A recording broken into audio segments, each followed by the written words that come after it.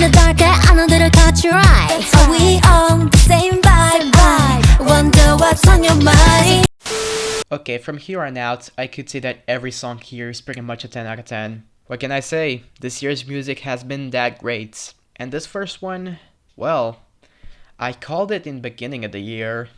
And also, this is not the best hit of the year. There's actually 2 songs that are in front of it. I can be your lucky penny. You can be my four-leaf clover. Okay, look, let's not sugarcoat it. Country had a terrible year. It was either boring and shapeless boyfriend country filler, or dumb and unfunny bro country shit. Yeah, okay, we had some highlights. I've already talked about Hell of a View or Think as a Man I Don't Know, and even songs that didn't make the year-end list, like Somebody Like That by Tennille Arts or Made For You by Jake Owen, and Half of My Whole Town and Hole in the Bottle by Kelsea Ballerini, and even You Should Probably Leave by Chris Stapleton, which could be a hit next year. But he was still overshadowed by the garbage that was released this year. But then, you have Starting Over. Released in August of 2020, it's probably the most simple song here. An acoustic ballad with a bass that only starts to appear in the second verse, but from all of these songs, this one struck a chord with me like no one else did. And while yes, I already told that it's simple, it's still enough to create something special. Also, it's produced by Dave Cobb, which is like the producer that everyone in country loves. And Chris Stapleton, with his distinctive voice, gives the delivery needed for this type of song. And then the lyrics, oh boy. Look, with a title like that, we pretty much expect what the song is going to be about. But still, it feels genuine. What I appreciate from the song is how they know that just starting over is gonna be difficult, but they will try to make it happen. That third verse's lyrics are some of the most potent and relatable from all of this year. And honestly, that's all it needs. 2020 and 2021 have been pretty difficult years for everyone, and songs like this are essential to make us keep moving forward. And in 2020 and 2021, I could say that I needed this. It's not higher on the list because I didn't listen as much as other songs that are higher, but still, it's my favorite song from the album, which is already one of the best of 2020, and I can't wait to see what worlds Chris Stapleton is gonna present to us. Now please make You Should Probably Leave a hit. I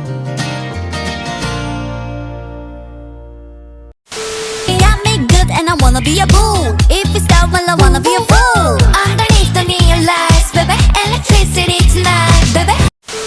Okay, explaining this pick, especially this high, might be tough. Because yeah, many people see it as a great song, but a 10 out of 10? Not really.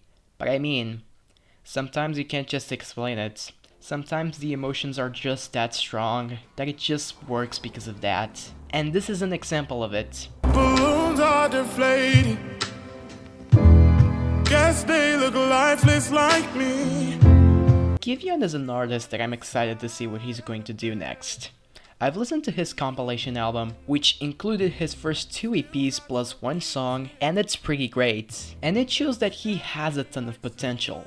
But even then, nothing was so close to reach the greatness of Heartbreak Anniversary. And even then, it still feels weird to say that this is really something special. It's a post-breakup song, and when he remembers the anniversary of that breakup, he thinks about how he's still not over it. But for some reason, this song also struck a chord with me, and I think it's because of the sounds and Giveon himself. While the lyrics are pretty well written, I would say that it's not that special, but the rest, it's what really elevates it into stardom. The sound is pretty much a really pretty piano melody, which has some light percussion and some scuzzy guitar throughout the song.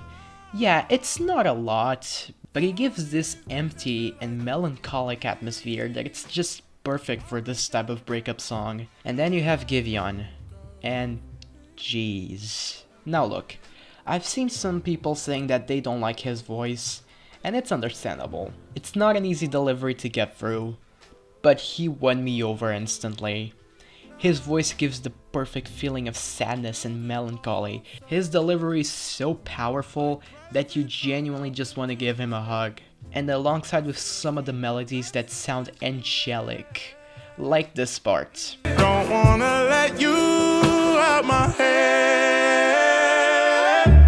This is genuinely one of the best moments of music in 2021. And honestly, it's not just that. If it was just that, this would have probably been on my list, but it would have probably be at the bottom of the list. But if there was a song that helped me through hard times, it was this one. Many times I wanted to calm down, this song would help me. So yeah, it's a terrific R&B song, but the effect it got into me is something that I can't deny. This is probably going to be one of my most listened songs of the year, only behind Good For You, and I'm happy it has a spot on this list. Think of you.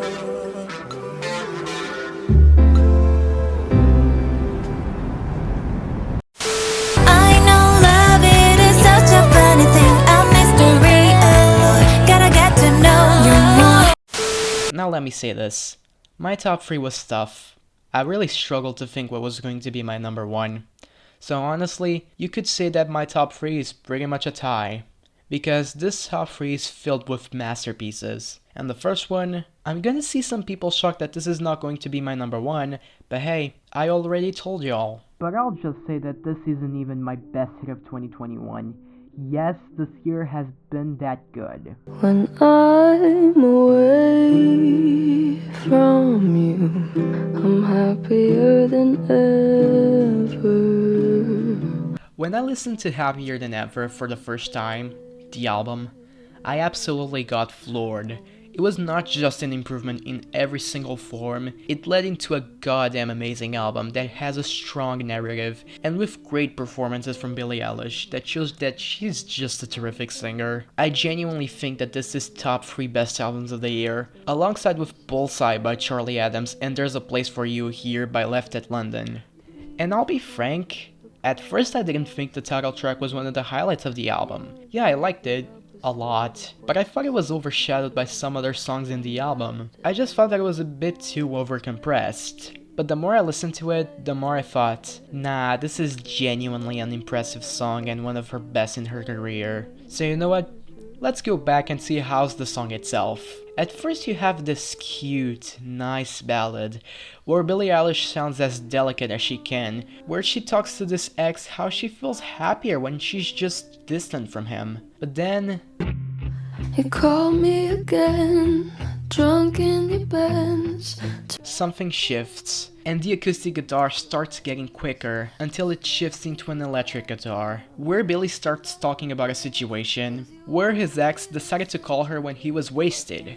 And then And I don't talk shit about you on the internet. Never told anyone anything bad. it just transitions into a blast of sound that serves to give the final blow to this ex, where she finally can feel some peace.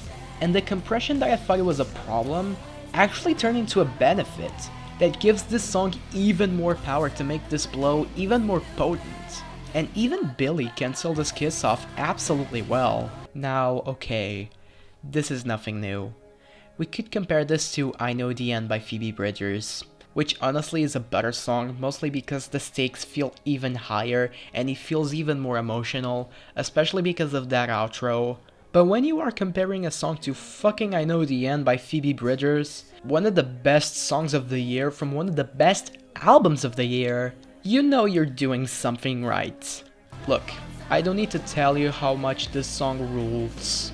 It's been considered by pretty much everyone as one of the best hits of 2021, and you know what? I'm also gonna agree with that. It isn't my favorite song from the album, that's still my future, but a year-end list with a masterpiece like this is still something that I love. Maybe I could say that I'm happier than ever? Oh my god, kill me.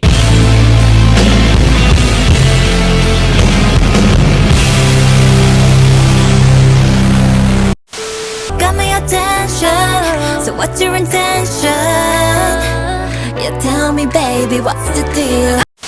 Remember when I said that Heartbreak Anniversary helped me through a bunch of shit? Yeah, this one also did. It comes from one of my favorite artists right now. I've already talked about her in this video, but I'm happy to talk about her again. Good day in my mind, safe to take a step out.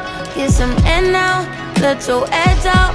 SZA is genuinely an artist that has a long career ahead, because she is amazing. I heard Control in 2019, and while at first I thought it was good but not amazing, the power it had in 2020 and 2021 was just something else. I still listen to a bunch of songs from Control: Prom, Drew Barrymore, Doves in the Wind, Normal Girl, 20 Something, all great songs from pretty much a 10 out of 10 album. And honestly, if Good Days for some reason was in Control, it wouldn't even be my favorite song from it. That's how great she is. But let's talk about Good Days. Well, the way I can describe this song is just ethereal. Every time I listen to this song with that beautiful beat that contains a reverbed guitar and a cascade of nice percussion, alongside with SZA's vocals and background vocals from Jacob Collier, who also was one of the producers of the song, like I said, it all just combines to a goddamn beautiful atmosphere. It is the definition of music that makes you feel relaxed. The sound alone was enough to have a spot on this list, but then the lyrics. It doesn't just combine with the atmosphere, but man, they hit really hard. The sentiment of just wanting to let go of all of your problems and just try to relax and be in your comfort zone is just so relatable. And the way that she describes this feeling of her trying to have a good day while she wants to stop thinking about the sex is written so effortlessly. But my favorite part of the song is the outro, where we get pretty much an instrumental break just to lean into the vibe. And it sounds absolutely heavenly. Like I said, if there was a song that I needed this year, it was this one. No single song has struck a chord so well like this one. But even then, it's not my number one. But what could be? Well, before we reveal our number one, let's talk about the other honorable mentions.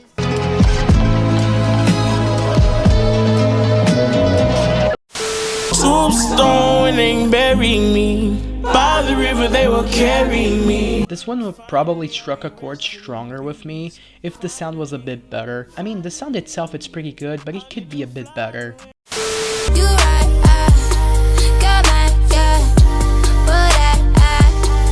I'm not really sure why this song works so well for me, but you know what? I ain't complaining.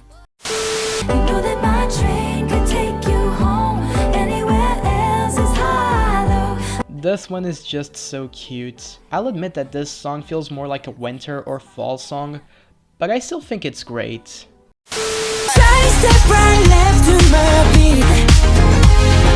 I never got the hate for this one. It's a pretty cute, nice and fun throwback. It's not my universe, but not a lot of things are my universe, so that's not a problem.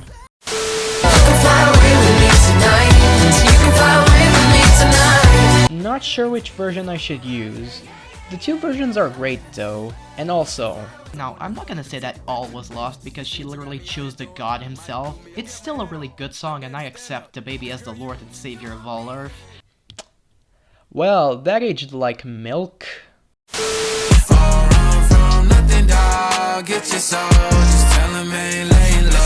The fact that I didn't have a single Lil Nas X song in my list. Look, if that's what I want makes the year-end list in 2022, it will probably make it, but this one, I love it, especially the beat. But the competition was tough, so sorry.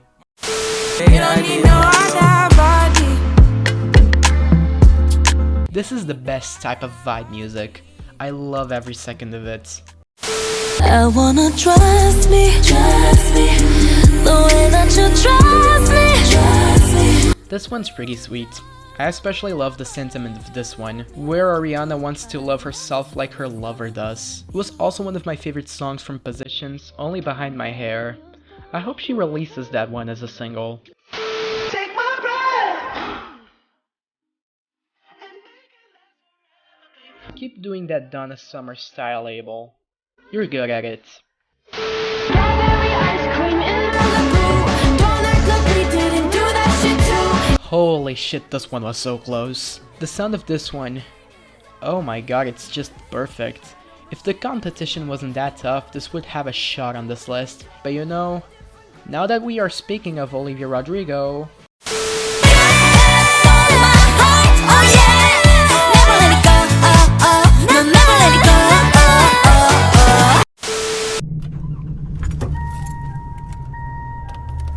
the fact that this one is my number one still surprises me. I got my driver's license last week, just like we always talked about. No, seriously.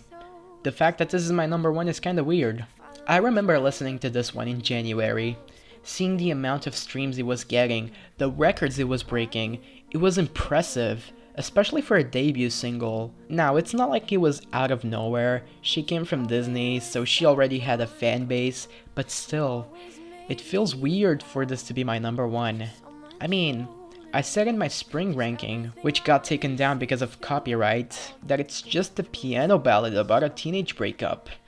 Even then, I praised it a lot, but it was still at the bottom of my excellent tier. But the more I listened to it, it felt like it was something out of this world. But how? Many people have already done this same song, but this one worked in a way that no one else did. Yeah, it's a piano ballad, but it still sounds pretty, and it builds up to a nice chorus, and Olivia Rodrigo giving a performance that shows that she was one to watch. And the lyrics, talking about a breakup, which while yes, it sounds like it was written by a teenager, because it was, it's still really well written. It isn't anything new, but it works so well. And okay, you could say that it's kinda petty and overdramatic, but you know, teenagers are like that. When something like a breakup happened, they will think about it this way. But even then, it wouldn't be enough to be on the top of my best list. But what did it?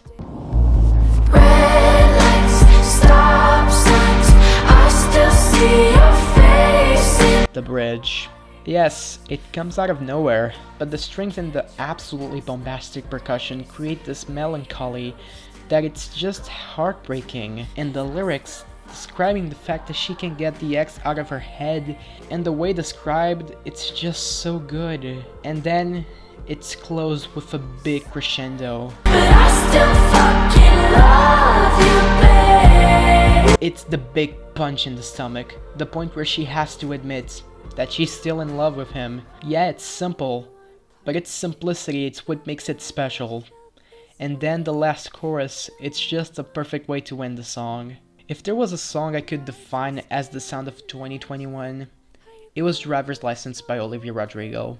Yeah, it's not something new, a bunch of people have done the same concept, but the way it's portrayed and delivered puts it into legendary status. And just to remind y'all, this is a debut single. Olivia Rodrigo is going to be the pop star of the 2020s, just y'all watch. Not everyone will agree, but I'm happy to say it. Driver's License by Olivia Rodrigo, the best hit song of 2021.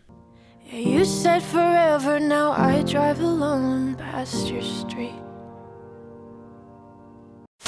And well, this was the video. Yeah, this is earlier than you expect. I just want to thank everyone that has stuck around with me for so long. It's genuinely been fun, and I've met a bunch of great people here, so you know what? Thanks everyone. It's been worth it. I'm still gonna make my series of Decade Countdown, and there's going to be episodes with guest features. So you know what? Keep an eye on that. I'm also thinking of doing some other lists, so keep an eye on that. And hey, maybe I could do a year-end ranking of 2021, or maybe I could finally talk about some albums in 2021, who knows? If I have the time, I'll do it. So yeah, this was the video, I hope y'all liked it. Subscribe to my channel, follow me on Twitter, follow me on my second channel which still doesn't have anything, but I promise I will have something. And yeah, that's it. I hope I can see you in the next video.